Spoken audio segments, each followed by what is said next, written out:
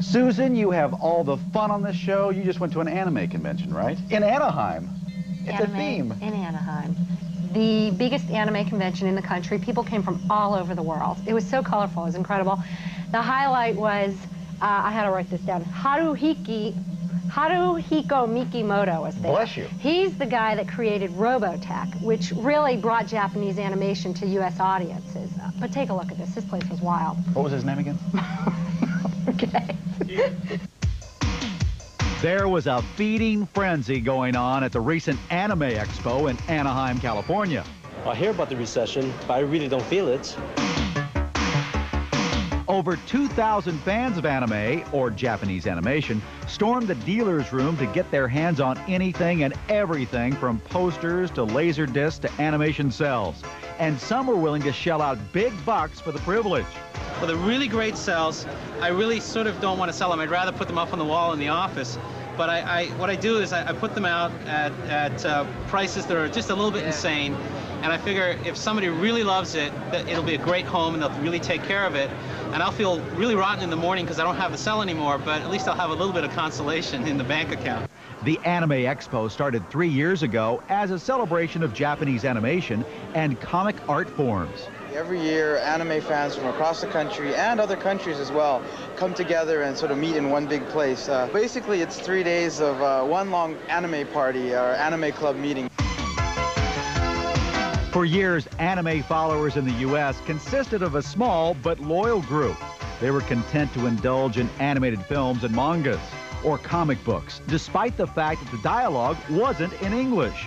Most films are now subtitled or dubbed into English. But die-hard fans here still eagerly turned out to sneak a peek at a new film that hasn't yet premiered in Japan, let alone been prepped for American consumption. And what is it about Japanese animation that fascinates fans? For me, I think it's just the sheer variety of material, the depth of stories, everything from the most innocent sort of childhood stories to really incredible over-the-top adult animation, the kind of stories that you're only going to see animated in Japan. That's what I like it for.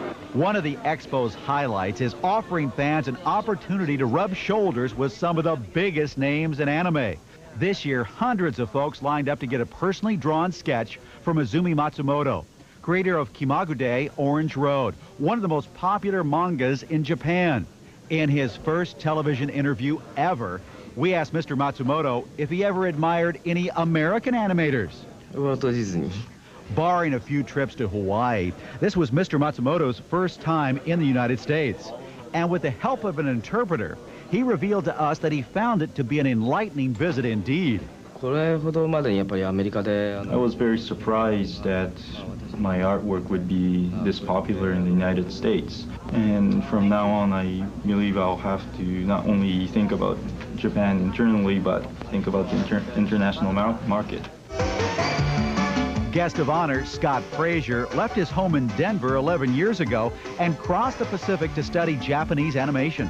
Now an established figure in the anime industry, he was able to view the expo from a unique perspective. It's fantastic that the two cultures can interface. And of course, being a guest here, I meet the Japanese people as well, and I get to hear what they say.